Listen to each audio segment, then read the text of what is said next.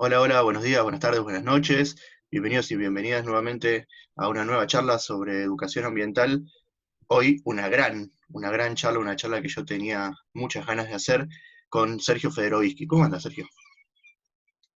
Bien, muy bien. Muchísimas gracias por la invitación. Acá estoy Gracias. ansioso.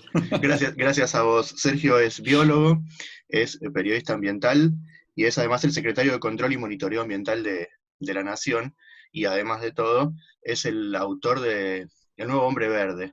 Y es por eso que te quiero hacer la primera pregunta, Sergio, quienes nos dedicamos a la educación y particularmente tratamos de enseñar las cuestiones ambientales.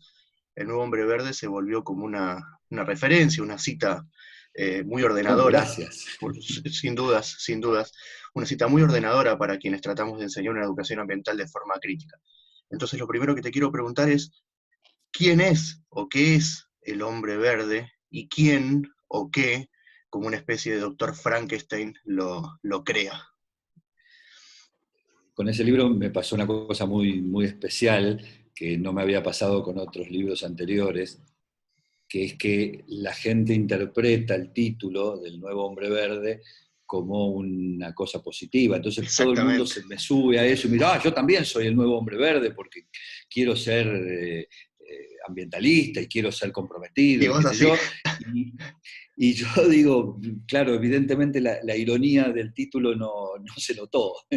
Hay que leer el libro para entender que yo estoy, no digo mofándome, pero sí cuestionando seriamente esta creación del nuevo hombre verde, que para mí no es ni más ni menos que un artilugio del modelo, del sistema imperante, para hacernos creer que estamos haciendo algo, para hacernos creer que estamos modificando las cosas desde un cambio individual, desde un comportamiento personal y un compromiso, etcétera, etcétera, y que en definitiva lo único que hace es dejar incólumes, dejar funcionando todo aquello que hace que el deterioro ambiental sea lo que es. En definitiva, el nuevo Hombre Verde es una construcción que nos han impuesto para que nos convenzamos y nos tranquilicemos respecto de que estamos haciendo lo correcto, de que estamos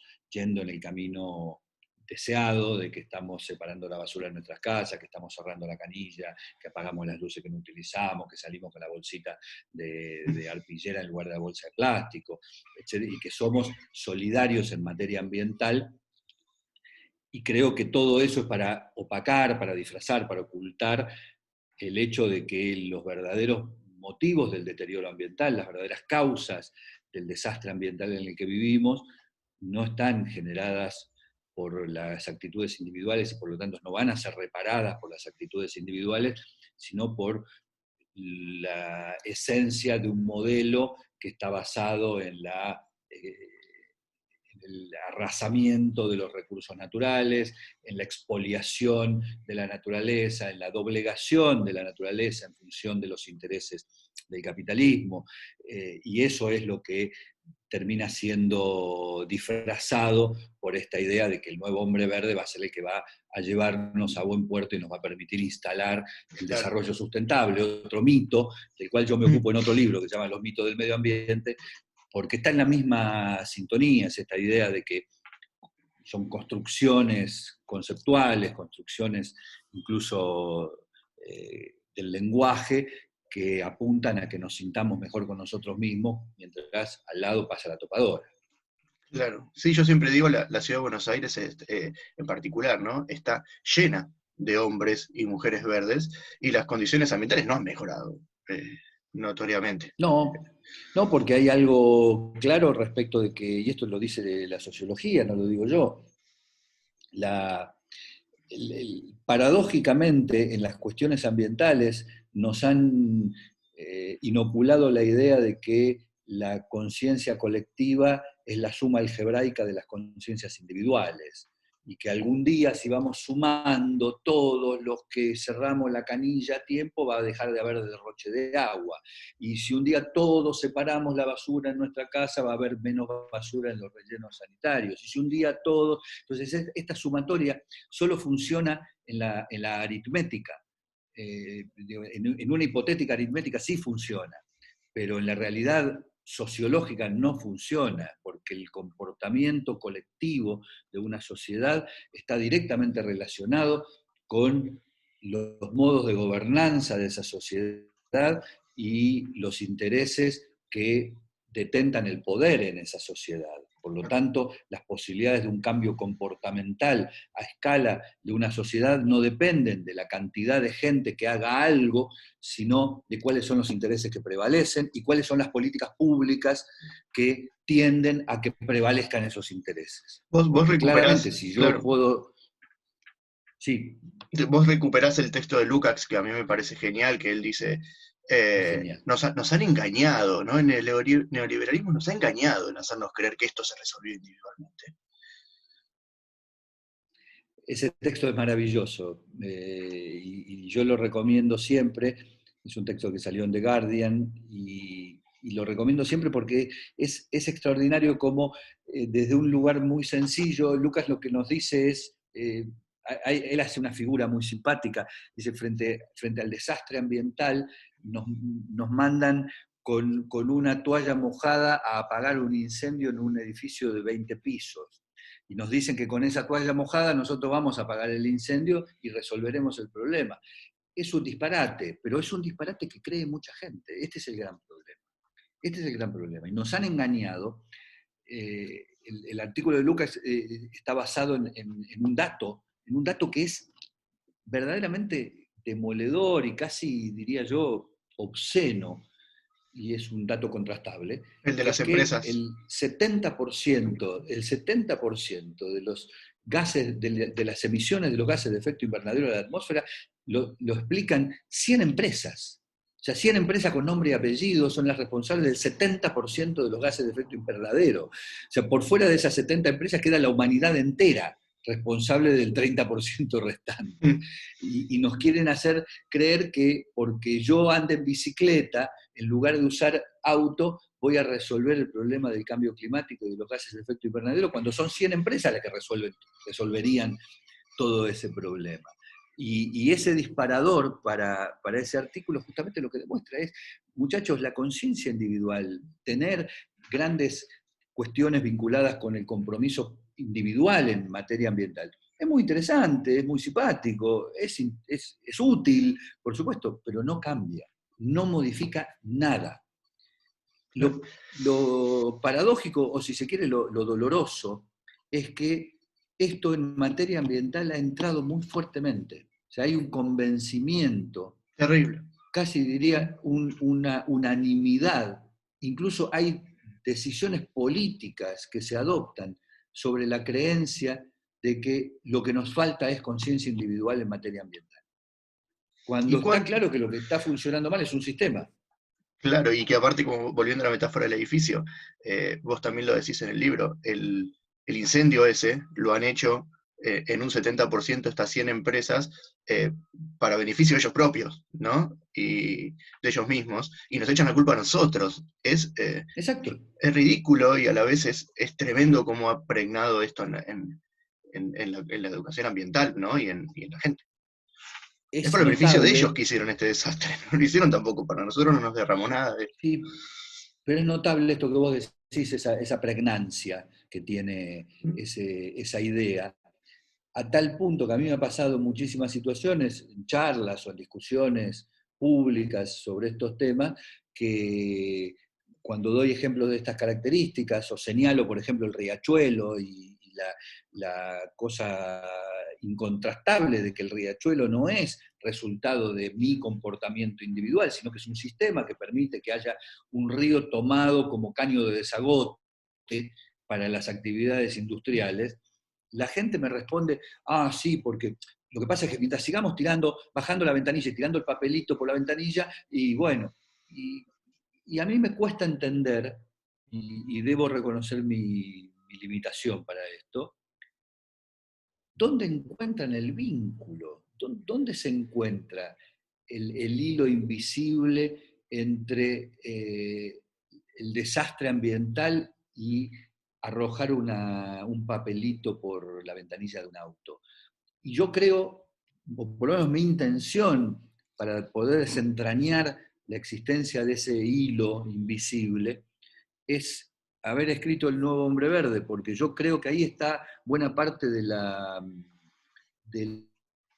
posición deliberada del sistema de hacernos responsables a nosotros por aquello de lo que es responsable el sistema. Claro. Y Sergio, y como docente te lo pregunto, tengo un miedo bárbaro a hacerte esta pregunta.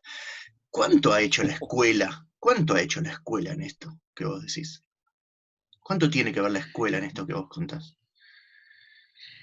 Mira, me cuesta responder con precisión porque la escuela a la que yo fui no hablaba ni siquiera de medio ambiente.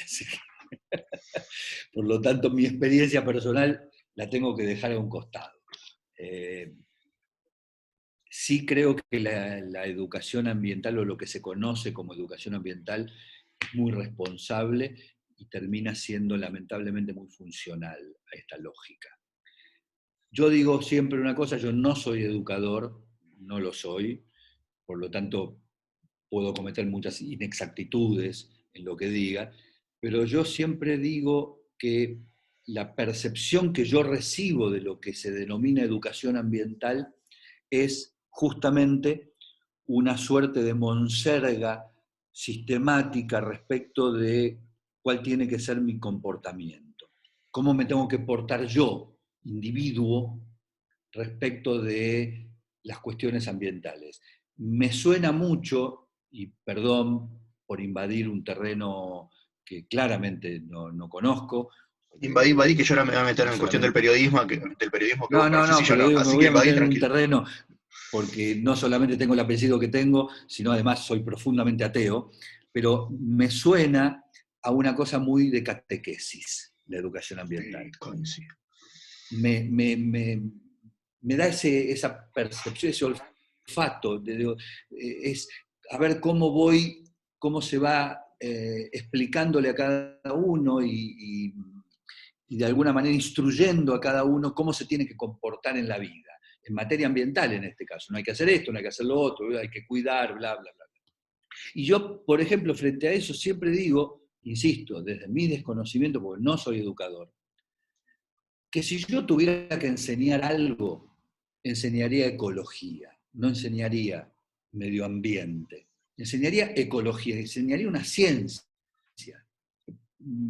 Por ejemplo, algo que yo hice en una clase, en una charla TED, explicaría las 4 leyes de la ecología de Barry Commoner y cómo esas 4 leyes de la ecología tienen un sucedáneo indiscutible en la política pública y cómo el modelo imperante, el modelo económico-social imperante en el capitalismo es hijo de invalidar esas 4 leyes de la ecología de Barry Completamente. Commoner. Y me da la sensación de que si crecientemente entendiéramos, o la sociedad entendiera, el funcionamiento ecológico del planeta, sería mucho más útil y mucho más, sacudiría mucho más desde el punto de vista de la conciencia que me digan que tengo que cerrar una canilla.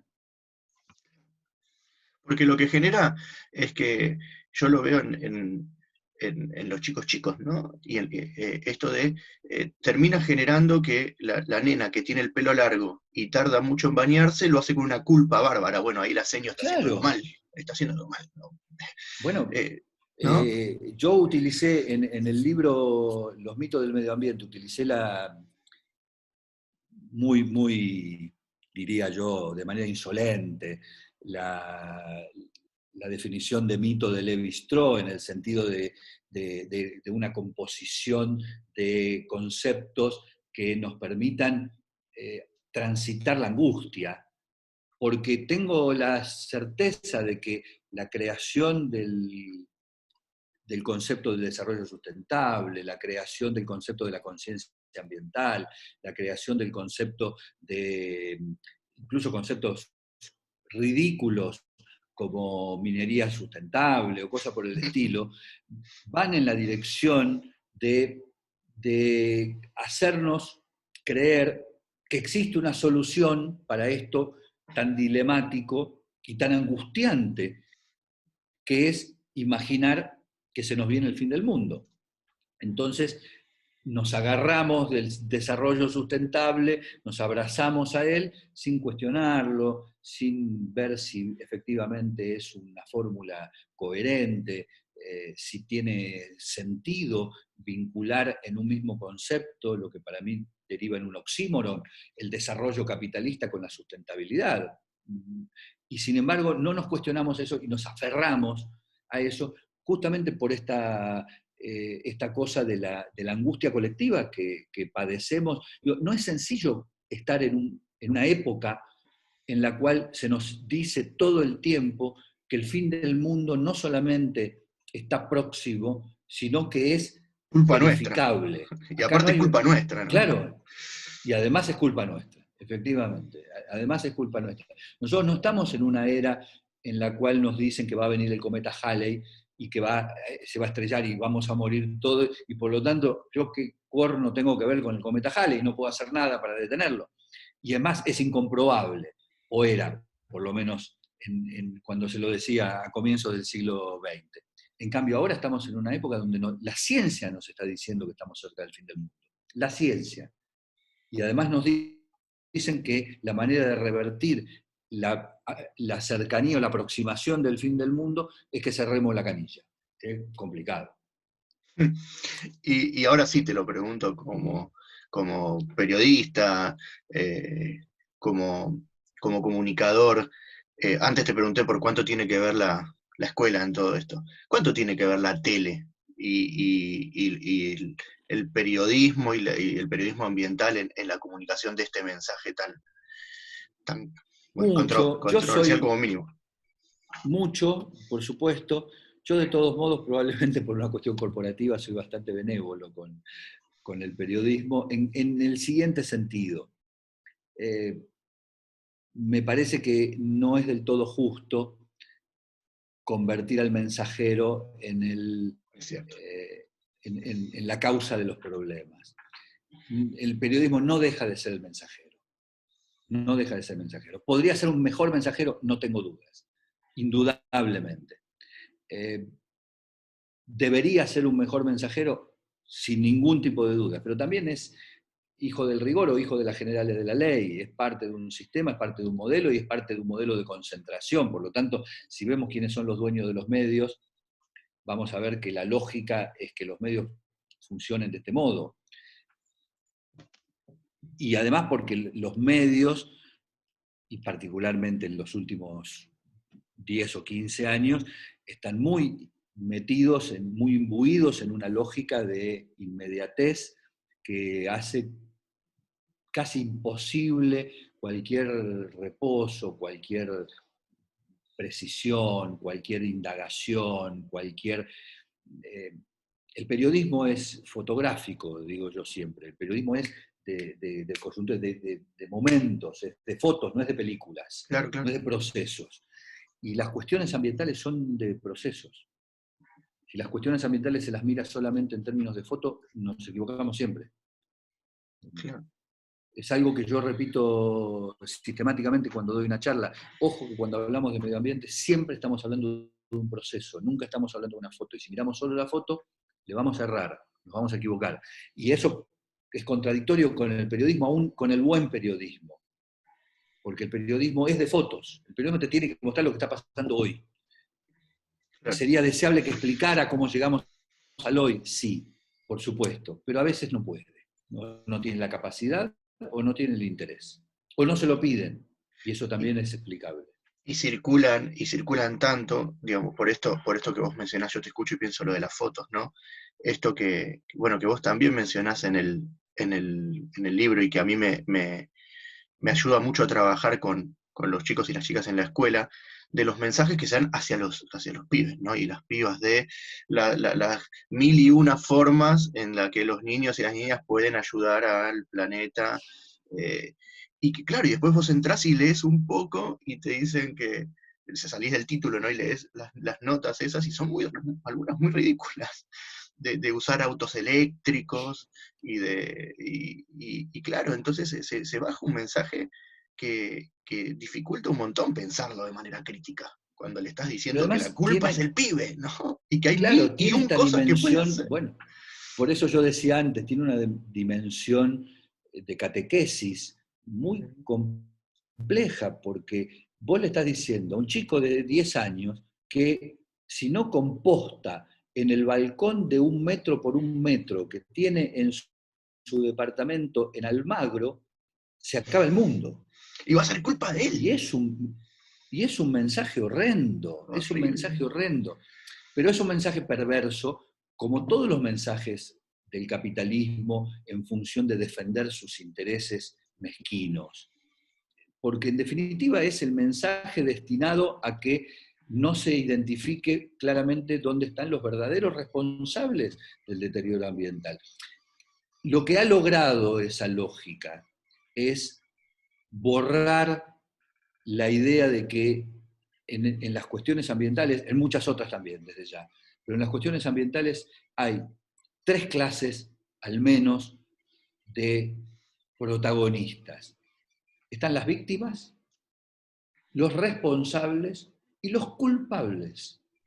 Y con esta lógica de que todo se va a resolver el día que seamos buenos, el día que cerremos la canilla, que apaguemos la luz, que separemos la basura, que no usemos la bolsita de nylon, con esa idea tan metida, lo que hacemos es borronear completamente y hacer imposible la identificación de esos 3 actores, de las víctimas, de los responsables y de los culpables.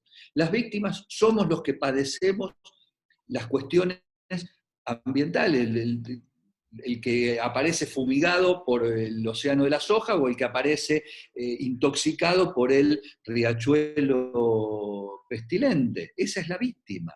Y es, obviamente, inmensamente mayoritario a escala social. Y después están los responsables, que es el Estado, principalmente, que es responsable de las situaciones que se producen, y los culpables, que es ni más ni menos que estas 100 empresas que son responsables del 70% de los gases de efecto invernadero, o el tipo que abre la canilla a las 2 de la mañana en el Arroyo del Rey, en Loma de Zamora, para alargar toda la porquería de su empresa porque no quiere pagar el funcionamiento de la planta de tratamiento. Claro. Y vos tenés una parte que a mí me parece excelente, porque hasta te puedo escuchar enojado cuando hablas de las cumbres ambientales, ¿no? Que ahí se juntan los responsables, en donde casi los empresarios que casi ni están porque son representantes de Estado, y vos decís, ¿de qué se ríen? ¿Qué festejan, no? Medio enojado, ¿no?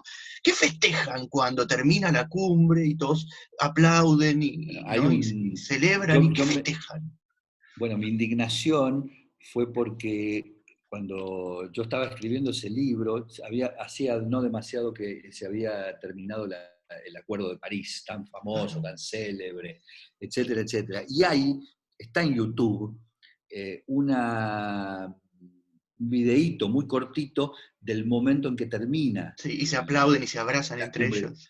Y se levantan, abrazan. La verdad, parecía. Yo creo que cuando el Chango Cárdenas le hizo el gol al Celtic en Montevideo, la gente se abrazaba menos. Yo digo, soy hincha de Racing, ya que estamos. La gente se abrazaba menos que con el Acuerdo de París. Digo, estaban festejando un gol, estaban festejando un campeonato. Era una cosa. Y la verdad es que era muy agresivo, porque si uno mira lo que ha pasado en los últimos 30 años en la diplomacia internacional en relación a los acuerdos vinculados principalmente con las cuestiones ambientales, lo que ve es una secuencia inalterable de fracaso. Nadie puede decir otra cosa, ¿eh? Esto no es una animosidad, es una valoración objetiva. Ningún acuerdo se ha cumplido, ninguno. Ninguna meta se ha alcanzado, ninguna. Todos los indicadores están empeorados respecto del acuerdo anterior. Entonces, ¿de qué se alegra esta gente? ¿Qué celebra? Salvo que estén celebrando aquello que un sociólogo estadounidense que deberás conocer, James Petras, señalaba como esta casta de Naciones Unidas y funcionarios internacionales y qué sé yo, que como parafraseando a Marx se han convertido ya en una clase, ya no en una clase en sí, sino en una clase para sí. Mm. Y funcionan como nada, se reproducen a sí mismos. Entonces lo que festejaban era que iban a poder venir a la cumbre La del año próxima, siguiente y no claro. los iban a echar a patadas. Claro. Sergio, como última pregunta, mencionaste la cuestión de las fumigaciones, que es un tema que siempre trato de abordar en estas prácticas, y te lo pregunto también como secretario de Control y Monitoreo Ambiental de la Nación, ¿qué mirada tenés de la cuestión de las fumigaciones con agrotóxicos, que es tan dramática la situación en la Argentina? Ahí hay dos maneras de ver el tema. Una manera que creo que es la predominante y creo que además es la que lleva a la poca o mucha, buena o mala normativa que hay en la materia, que es la idea de que hay mala praxis. Mm. Entonces, nosotros tenemos un sistema que funciona de determinada manera respecto de la utilización de agrotóxicos, y lo que hay que hacer es castigar la mala praxis. De ahí deviene luego esta solución de las buenas prácticas agrícolas, ¿no? Entonces, lo que hacemos es condenar a aquel que utiliza de más, o aplica fuera de lugar, o no respeta Las distancias. la, la distancia o ese tipo de cosas. Esa es una manera de verlo, que por supuesto hay que castigar todo eso y por supuesto tiene que haber una buena praxis. Ahora, nosotros tenemos un problema más profundo y más sistémico, que es un modelo de producción de commodities. Yo me niego a decir que es un modelo de producción de alimentos, me resisto. Modelo de producción de commodities. Si en el campo argentino crecieran piedras, estaríamos vendiendo adoquines. Entonces, no Exacto. tenemos que hablar de alimentos, tenemos que hablar de commodities. Un modelo de producción de commodities que tiene como eje la utilización de un producto, de una serie de productos que tienen consecuencias sanitarias muy negativas. Y esto es la fumigación. Entonces yo lo separaría en esas dos grandes vertientes. La de la mala praxis, claramente hay que castigar, pero que no debiera concluir ahí y que debiera permitirnos al menos un debate, una discusión en algún momento respecto del modo de producir commodities en la Argentina. Y ya que derivamos desde ahí, creo que antes todavía de la discusión respecto de las fumigaciones en la soja, es necesaria una discusión respecto del modo de producción de alimentos en la Argentina. Sin Y duda. hago la distinción porque me refiero a los alimentos de consumo local, lo que comen los argentinos, lo que consumen diariamente. Y ahí tenemos, diría yo, una crisis en estos términos aún más profunda que la de los commodities, porque lo que ha producido la irrupción del modelo sojero es un arrinconamiento del modelo de producción de alimentos, una expulsión de esa modalidad de producción de alimentos de los cinturones verdes de las ciudades, que ha tenido como consecuencia que en la mesa de los argentinos llegan productos sin estacionalidad, de larguísimas distancias y con bajo nivel sanitario, como consecuencia de las dos cosas anteriores. Claro. Si nosotros produjéramos, y sería una revolución, un sistema por el cual cada ciudad de entre, supongamos, 100 o 150.000 habitantes hasta 500.000 habitantes tuviese su cinturón fruto y hortícola para abastecer a su población, lo más probable es que tendríamos para esa población una provisión de alimentos de cercanía, con estacionalidad y por consecuencia con un tenor de agrotóxicos infinitamente menor.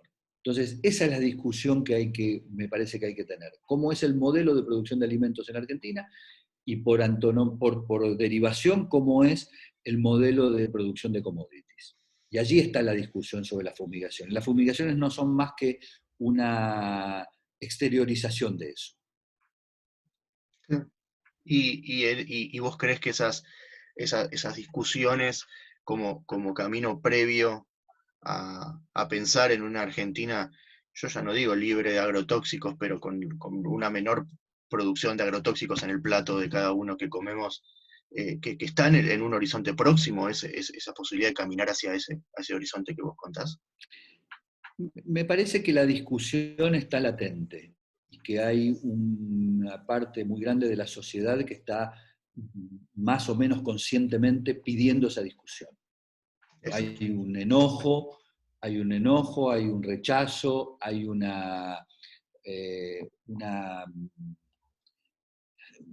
sí, un grado de disconformidad respecto de aquello con lo que nos alimentamos y el modo en el que producimos los alimentos. No es casual el crecimiento del veganismo, el crecimiento del vegetarianismo, son manifestaciones que lo que están señalando es una disconformidad muy profunda con lo que vemos y con lo que consumimos. Y creo que más tarde o más temprano, soy bastante positivo en eso, creo que va a derivar en una discusión. ¿Qué derivará después, a su vez, de esa discusión? No lo sé, pero que hay un debate que está dando vueltas, ese debate en la Argentina. Y el hecho de que haya muchas iniciativas asociadas a la praxis agrícola en cuanto a la aplicación de los pesticidas y agrotóxicos, etcétera, es también respuesta a eso. O sea, hay una cantidad de iniciativas parlamentarias, etcétera, porque hay una sociedad que también lo está exigiendo. Claro. Bueno, Sergio, no te quiero quitar más tiempo. Eh, Ha sido te, un te placer, quiero decir que me encantó conversar con vos. igualmente. Te quiero reforzar, el otro día hablaba con un colega tuyo que capaz sin saberlo, sos un referente para muchos de los que tratamos de enseñar una educación ambiental de manera crítica y Me, quienes hacemos me, formación docente, las personas me que, halaga mucho.